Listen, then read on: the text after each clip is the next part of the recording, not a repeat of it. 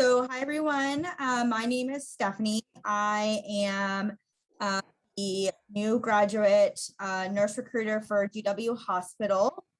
I've been recruiting at GW for a little bit over a year. Is that all that you want? Any more questions? Sure, that's perfect. Jill, do you want to go next?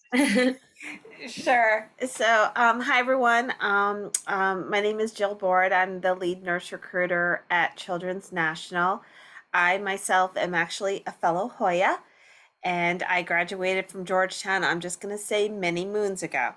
And after I graduated, I actually did my senior practicum at Children's National. It kind of happened a little bit serendipitously, I'd say. I still remember when I got the call from my advisor telling me that where I wanted to do my senior practicum, they couldn't find a preceptor. And so she asked me if I'd consider going to Children's, because if I didn't go to Children's, they'd have to mess up my whole schedule. And so I said, okay, it's just a semester of my life. And I've been there now for many moons. I started on our heart, what was the cardiology unit, now it's the heart and kidney unit, and worked inpatient for a few years and worked outpatient in our cardiology clinic for a few years.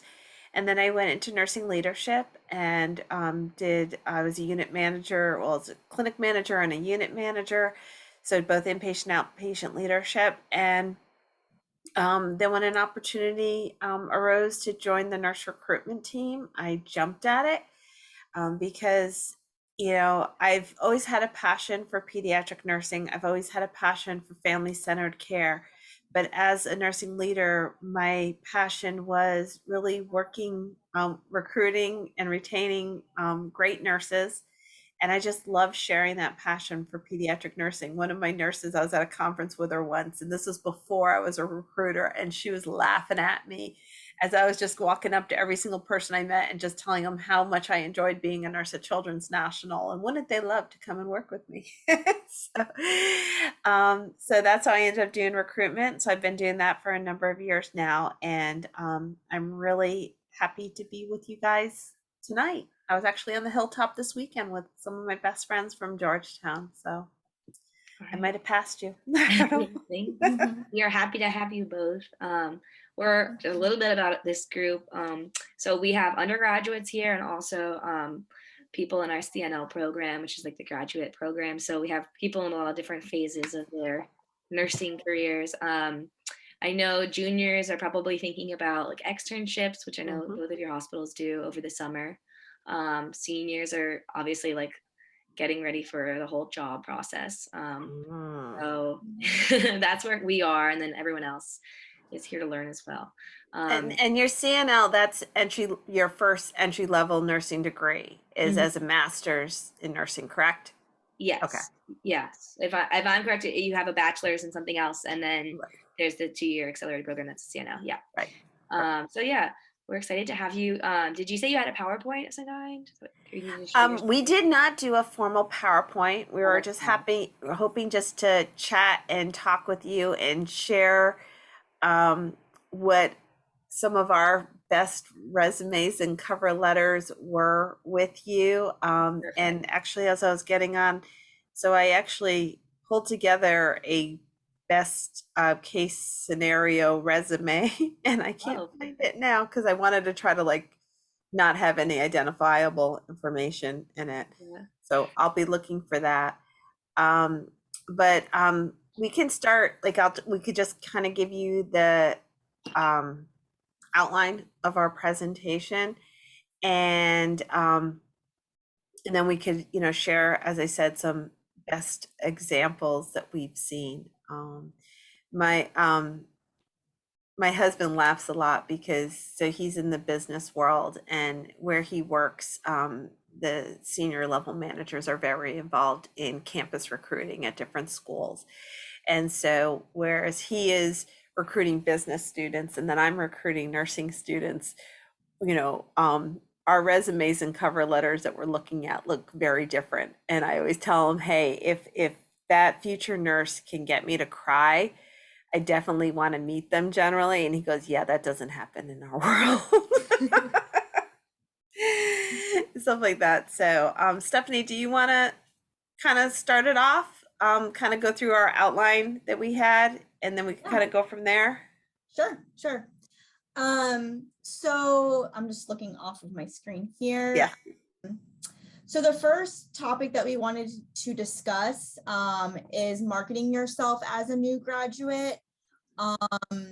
From a resume standpoint, it's very important to have, the correct contact information, especially with applications going through an ATS system. A lot of emails that go out come from an automated ATS system.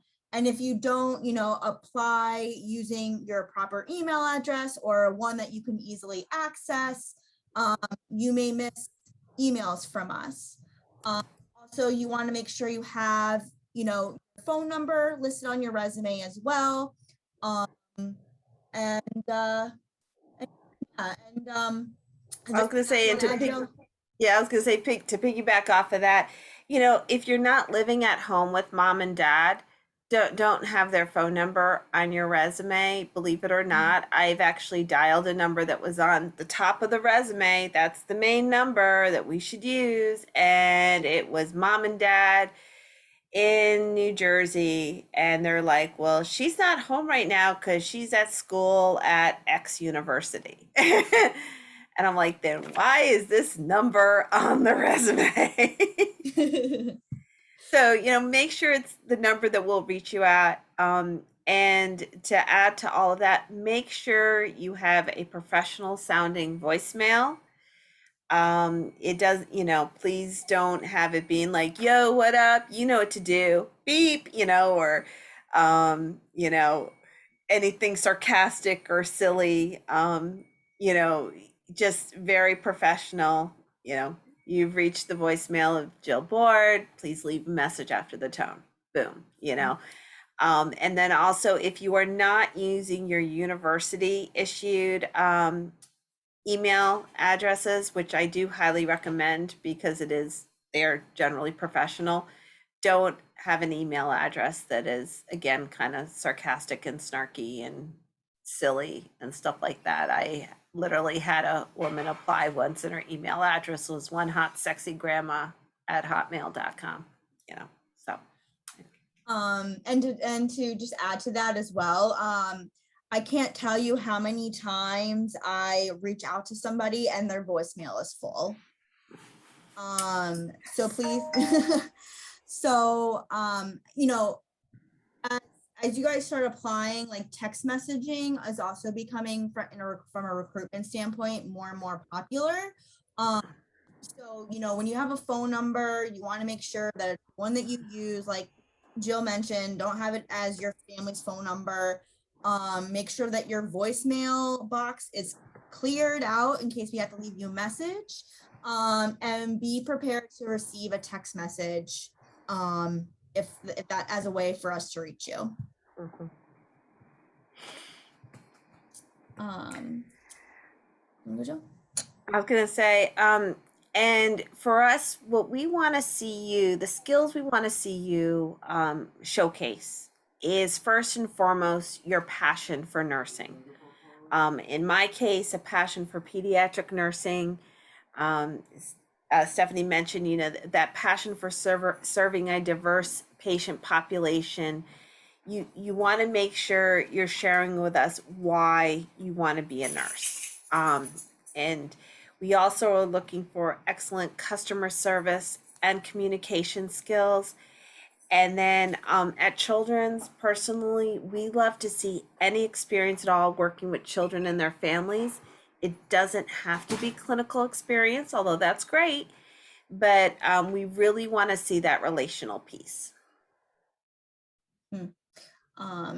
And for GW, I know we're not just, women's services. So we cover, ICU, med surge, and women's, so any sort of experience working in a hospital, whether that's like as an EMT, a PCT, a surge tech, if you were a patient sitter, just hospital experience that you have is definitely, beneficial.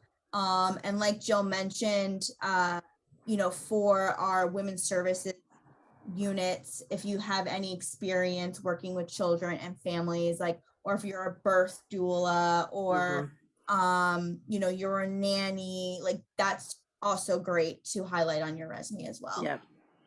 I always tell people, if you were a coach, a nanny, you taught dance, if you worked with your church youth group, anything like that.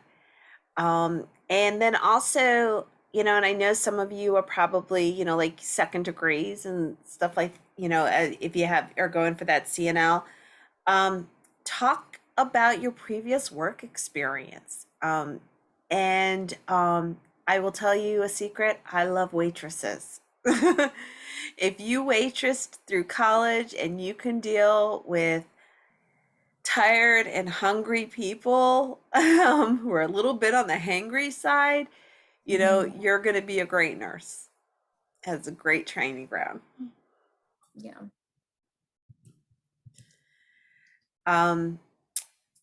As far as your resume and cover letter, honestly, I don't think we can emphasize this enough, but it's extremely, extremely, extremely important.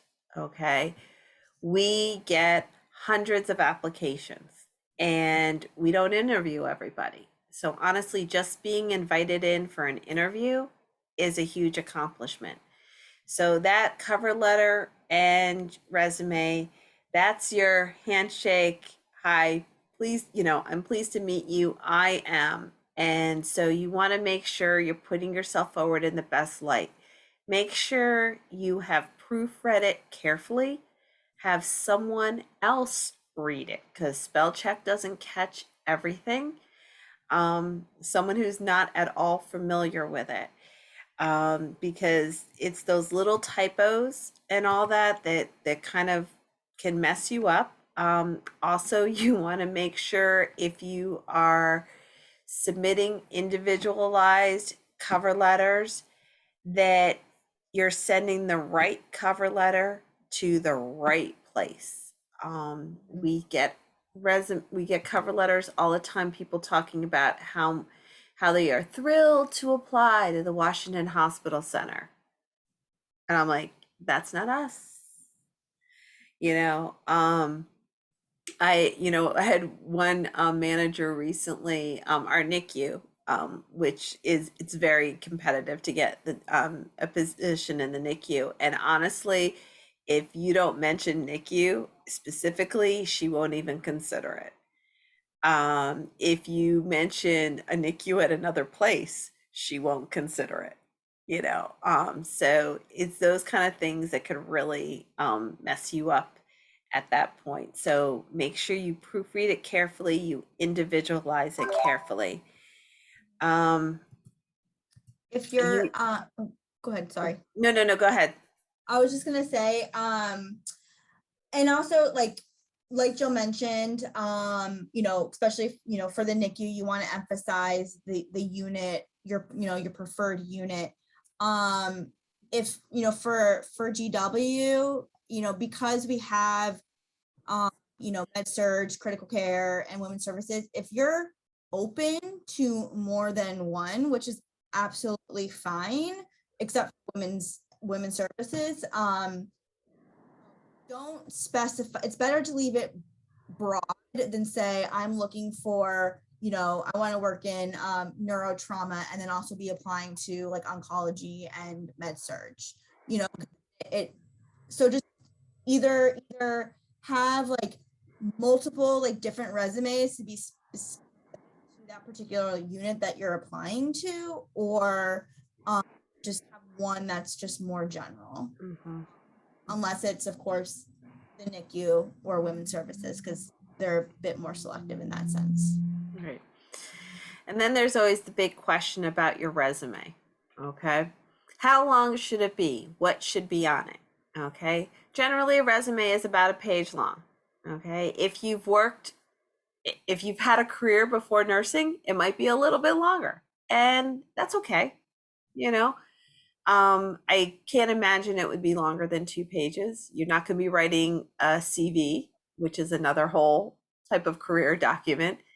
So, if you're doing publications and all that. So usually about a page long. I think Stephanie and I are both in agreement. We'd love to see your clinical experiences in the resume. And I'll show you a little sample that I put together when we're done talking about this, about, what all I like to see and where we like to see it. But it doesn't have to be a lot of information. Seriously, it's, pediatrics, Georgetown University, 120 hours, boom.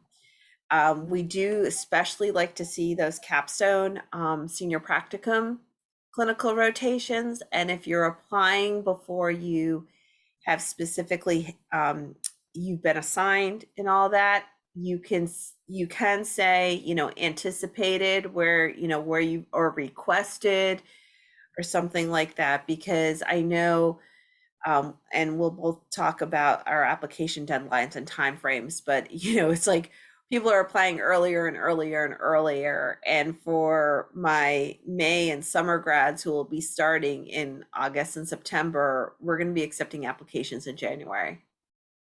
And so not everyone's going to have, their senior practicum sites necessarily set at that specific period of time. So please, please, please make sure you include your clinical rotations and those capstones. They are very important. The nurse managers, they look at that. As I mentioned, my NICU nurse manager, she is looking for folks who have done their senior practicum in at least a level 3 NICU. So she wants to see that up in front right at the top. I would say for our ICU, you must mention critical or intensive care unit capstone, like hyphen that. Even if you have that listed like at the top and you're spent the most amount of time on that unit, they're still gonna push back and say have a practicum, and it makes it harder for us. Say they're rejecting your application because you don't do your practicum in ICU, and then to hear you say, oh well, yes I did, like it's listed, you need to be specific. For our NICU, she won't even look at your resume. Like Jill mentioned, if you didn't have, your preceptorship in a NICU, our application process from the very beginning is your transcript and 2 letters of recommendation. Mm-hmm. She won't even look at those or look at your application until she has all 3 of that, like your resume, your 2 letters of recommendation, and your transcript. She looks at all of that. So just be mindful and just read directions carefully during application instructions. I was going to say, we have on our website, we have what we'd like to see in an application. And we too ask for, cover letter, resume, transcript, which can be an unofficial transcript for your application. And we ask for letters of recommendation. We ask that the candidate attach all of that to their profile when they're applying. And I can't tell you how often I get emails from these random people, and I'm like, what is this email? And it's a letter of recommendation for someone. And I was just like, okay, now what do you want me to do with this? Because technically I really shouldn't be editing their application once they hit that submit button. So just be very careful. Read the websites. There's a lot of information there, and we're telling you exactly what we want. So it's really important that you research your, potential future employers, and that you see, exactly what they're looking for and all that. I was going to say the cover letter, as I mentioned, it has to be a compelling cover letter. We want to hear about your passion. I know firsthand how hard it is to be a pediatric nurse. That said, it's also one of the most rewarding and wonderful careers that I could possibly think of. Okay. But we need to know that you have that passion, and then that's what you really want to do. And for us, same thing, except, we're a level 1 trauma center. We're an inner city hospital. You are dealing with all walks of life. You need to really know and understand that, why you really want to work at a level 1 trauma center, because it's tough, it's fast paced, it's not easy. So just, we want to know why you want to be a nurse and why you want to serve, the particular population that you're applying to. All right. So can y'all see that? Good. Thumbs up. Yeah, we can see. Yeah. Okay. So at the top, first and foremost, your name. Okay. Your contact information. All right. It doesn't need to be fancy. We don't need crazy fonts. You don't need, pictures and whatnot. Just get to the point. We like to see that education at the top, where you're going to school. If you haven't already graduated, what your anticipated graduation date is, to include that. And this is where you get to highlight how amazingly special you are, your GPA, any honors you had, if you were in an honors program, if you received a special scholarship, anything like that. And then as you see how they listed out clinical experience, boom, quick and easy. You don't need to describe for us what technologies you completed, that you did dressing changes and IVs, anything like that. We know what you're doing in nursing school. So that's where you want to kind of show all of that. Let's see. Then work experience. And that could be a variety of things. It could be stuff that you've done during school. It could be, if you're a second, nursing's going to be your second career, your private work experience, all that kind of wonderful stuff like that. So we want to see the whole person and how you came to be, basically, what makes you you.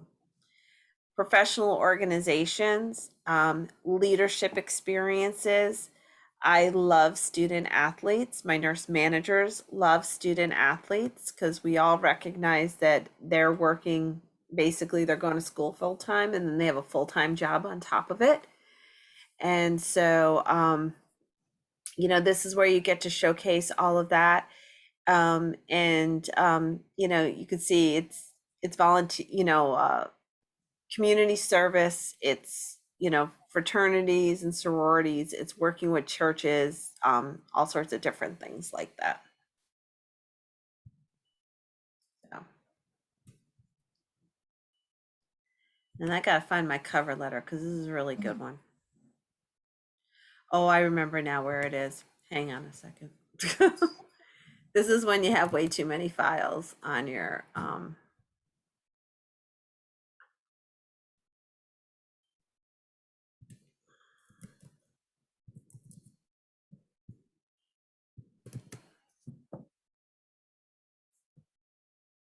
come on, it's opening up slowly. Okay.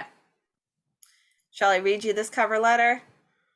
That would be great. All right, it's a bit of a long one. Usually a cover letter is not longer than a page, but this young lady had a story to tell, and we were very happy to read her story. I will tell you, she ended up getting a job in our PICU, highly sought after place, and stayed with us for quite a while. Okay. So, dear nurse recruiters, so you don't have to have it super personalized. You don't need my name. You don't need the unit manager's name. You could simply be dear nurse recruiters, dear unit manager, whatever. I'm highly interested in the new grad residency program at Children's National. The only thing I would change with that is write new graduate. Okay.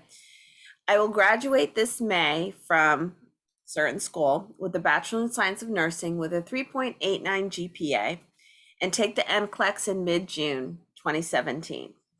Okay. Children's National mission to improve health outcomes for children and lead the creation and innovative solutions to pediatric health challenges resonates with me. I hope to be part of a hospital that delivers the highest quality care in ways that put the child at the center. Becoming a nurse has been my goal since the age of 9 during my dad's second battle with cancer. My dad first battled cancer around the time that I was born. He lost his second battle to Hodgkin's disease following a stem cell transplant. During his treatment, my family spent a good portion of the year in and out of hospitals, especially at, and she lists the specific hospital. 2 parts of the E1 wing of the hospital, at whatever, bothered me.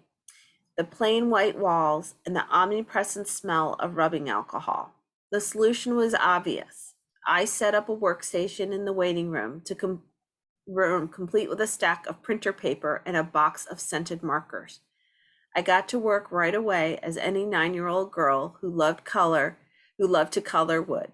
I covered my dad's room with vibrant illustrations of everything from flowers to footballs. When I ran out of wall space, I began making drawings for the nurses. I drew a sun with a caption, "E1 nurses are as bright as the sun," for my favorite nurse, Michelle. After just a few weeks, I became friends with the neighboring patients as well. Nothing made me happier than seeing severely sick patients light up with happiness as a result of something I did. I started drawing pictures for all the rooms in E1. I grew especially close to a woman who stayed in the next room to my dad. She told me about her family and would burst with excitement each time I presented a new piece of art for her walls. The E1 patients never ceased to amaze me. They were dangerously sick and honestly did not have much to smile about. However, each and every time I gave away a marker smudged piece of printer paper, I received a genuine grin in return. Once I even received a tangible gift. The woman next door bought me a stamp set from the gift shop. She thought I would enjoy using the stamps to enhance my artwork. I was moved realizing this deathly ill woman went out of her way to do something for me. Chemotherapy fought not only my dad's cancer, but also my dad's body. In mid-October, I sat in my dad's hospital bed and noticed that his toenails turned dark blue. The chemotherapy killed his nail beds. I assured my dad that there was nothing to worry about. I knew just how to fix this problem. The following day, I brought in all the necessary tools for the procedure, every nail polish bottle I can find. I mixed various colors until I reached the perfect concoction. Being a good sport, my dad allowed me to apply layer after layer of nail polish until the silvery peach color covered the dark blue. I felt satisfied that I was able to fix my dad. Certain drugs made my dad extremely nauseous. As a 4th grader, throwing up was the worst experience I'd ever encountered, so I sympathized for my dad each time he had to use the blue bags. In early November, I sat alone with my dad in his room, talking about nothing, when he abruptly stopped speaking mid-sentence with a look of terror in his eyes. For reasons unknown, I was able to react immediately and snatch a blue bag from the opposite end of the room and hold it against his mouth just in time. Nurses rushed in upon hearing the commotion and told me I did a great job. I beamed with pride. My dad developed graft-versus-host complications after a stem cell transplant, and his condition continued to decline. And she mentioned the day he passed on. I was surrounded by loving family members, friends, and hospital staff. I handled the loss the best a 9-year-old girl could. After returning home, I not only missed my dad, but also the E1 community. Seeing my dad wasn't an option, so I begged my mom to take me there to see everyone one last time. As my mom and I walked through the familiar E1 doors, I felt at home. Eagerly, I looked around for Michelle and felt overcome with joy when she began walking towards me. She talked with my mom and then asked how I was doing. I asked if the woman who gave me the stamp set was still in the room. I kicked myself for not bringing any drawings to give her. Michelle bent down, looked me in the eyes, and told me that the woman, like my dad, had passed on. My eyes instantaneously filled with tears. She told me it was okay to cry, and that the woman spoke about how much she missed me after my family left the hospital. I was heartbroken to lose someone else, but Michelle told me I made a difference in the woman's life. She quickly added that my E1 nurses are as bright as the sun design was being used for hospital bookmarks. All my drawings would eventually be taken down, but my design was a lasting mark that would remain in E1 for years to become. As a kid, my favorite superheroes were not Batman and Superman. My heroes were the E1 nurses. They didn't need capes. They were superheroes in scrubs. Their job were to save lives and fight the ultimate kryptonite, cancer. That year was a year of loss, however, I also gained. I received a gift greater than a stamp set and smiles. I received the gift of inspiration. The E1 community showed me that I have a passion to help sick people physically and emotionally. At 9 years old, I knew nursing was my calling. I cannot wait to use my passion to help sick patients and their families, both physically and emotionally, just as my dad's nurses did. And I'm going to stop there because I'm going to continue to cry and babble. But she goes on to talk about some of the different things she's done in school. And then she just says, "Thank you for your time and consideration. I was in Washington, D.C. and area in mid-March and loved your facility. I spoke with a nurse while looking for the nurse recruitment office, and she told me how happy she has been during her time at Children's National. I hope I can say the same one day. I look forward to hearing from you soon." This nurse actually showed up at my door. This is before we had open hours and obviously way before COVID when people could actually come into the hospital.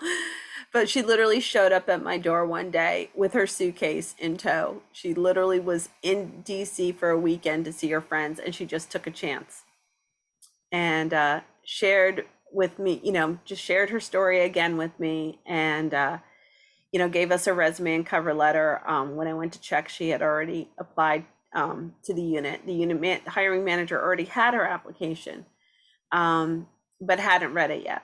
And I just said, "You need to read this." And that's what she needed to get that interview.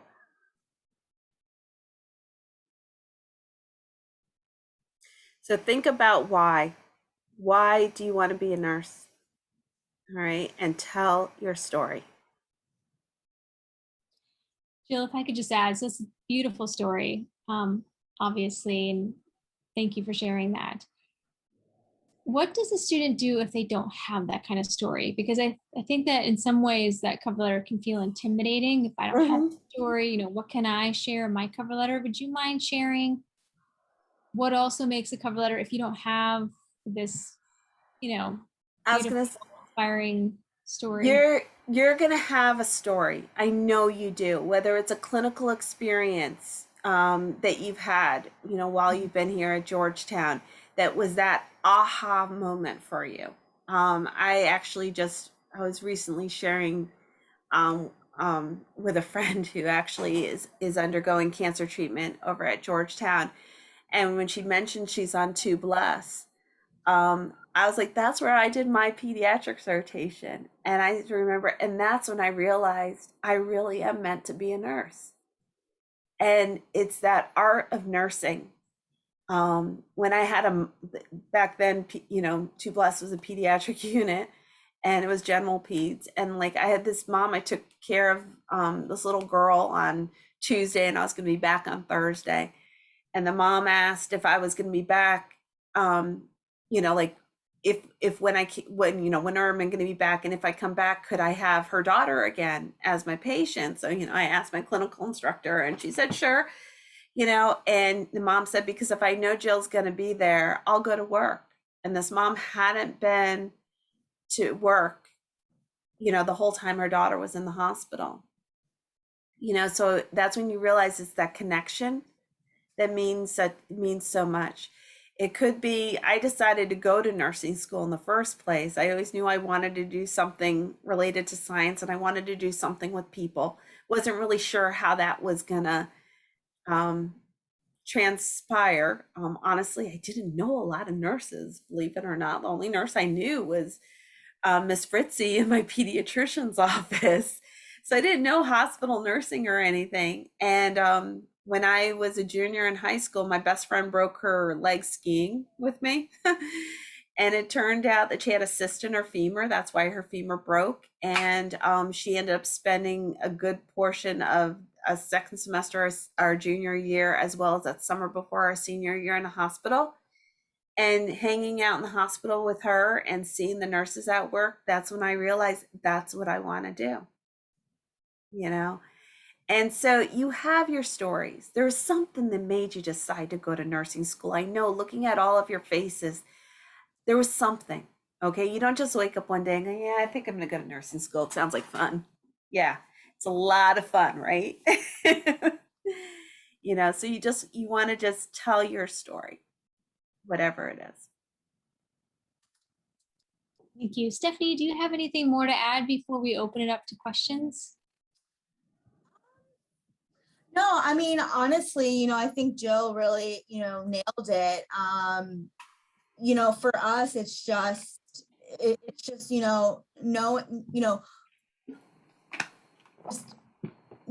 like why you wanted to go, into nursing, and thinking about like the particular unit that you're applying to, and like why,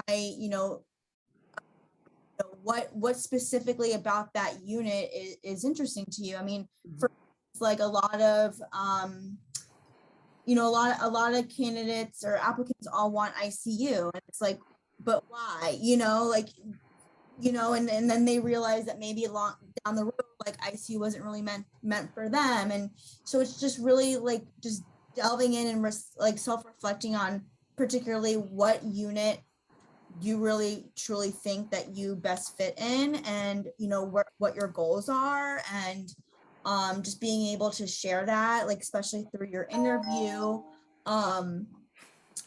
For us, it's I'm not really part of, obviously, like the interview with the hiring manager, but I know that they ask, like they want to know, like, how can you handle a difficult situation? Can you describe a time, like in past experience where you've dealt with an angry customer, or what's been your greatest achievement? Specifically, why do you want to work for GW? They're going to ask you some, I'm not a nurse, so they do ask clinical questions. So, be prepared for that as well. They want to know why, you think you would be a good nurse for the unit that you're interviewing for. I think, I think you just need to kind of just like, when you're in an interview, like just like speak from the heart, and I think it'll come out, more and more naturally. I can tell when I'm phone screening, when people sound like they've rehearsed it, or they're applying to a bunch of different schools or hospitals, but they say that GW is their top choice. Like, we all know you're interviewing everywhere else, so just be as transparent as possible. Be your authentic self. Be real.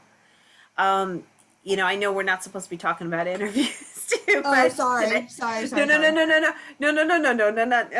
I was gonna say, just in preparation for interviews, make sure you're researching the hospitals, the units that you're going to, and honestly, we're gonna ask behavioral and situational based questions. You could Google that. And like, seriously, you can Google behavioral-based interview questions for new graduate nurses. Seriously, that's specific, okay? And you'll notice as you're looking at them, you can, like, in your mind, have maybe 4 or 5 scenarios that you dealt with while you were in nursing school. in your mind that you could probably apply to different questions. Okay. We're going to ask stuff about teamwork. We're going to ask, why do you want to be a nurse? How do you deal with a difficult person or, parent or, some of my units, they ask you about, how do you deal with death and dying? And Stephanie made the comment about folks, everyone says they want to do ICU. I think that's what all the schools are telling them, that they've got to do ICU or whatever. We don't all need to be ICU nurses. I never was an ICU nurse. And because I started working on an acute care floor, I loved working with the kids and their families. I was that crazy nurse who would crawl around on my hands and knees and carry Barney in front of me and talk like Barney so I could get a kid to take vital signs well. Okay. I remember a surgeon laughing at me one day and I was like, listen, you want an accurate blood pressure? This is what it takes for me to get one, and I'm going to get you an accurate blood pressure. But I loved interacting with the kids. 3 and 4-year-olds were my favorites. They drive you crazy as a parent, but it's the but why? I finally told my daughter, because God made it so, and she stopped asking. Because every time she asked me, but why is it? Because God made it so, and she went, okay. I loved that age group, and I realized when I would go over to the ICU to see my patients over there, they were all sedated, they're all intubated, and I couldn't talk to them. I could talk to their mom or dad. I couldn't talk to my kids. I loved interacting with the kids. And I hear that a lot. I actually just had a nurse just recently who was an adult nurse, actually came to us to our NICU. Okay. Everyone wants to work in our NICU. All right. I'll just brag for a second. We have the top NICU in the country now for 5 years running. It's an amazing place. They do amazing work. Okay. I get it. Everyone thinks they want to work in the NICU. And then she realized obviously the babies don't talk to me. I miss interacting with the patients, so then she's like, could I transfer to another unit? So it's okay. Think about what gives you that charge, that spark about being a nurse. I could never be an ER nurse either. I can't handle the messiness. Okay. Some people love that. All right. Everything had to be neat and in order. My patients were clean, and things like that. So, those are the things you want to kind of think about. It's not what other people are telling you have to do. It's what do you want to do?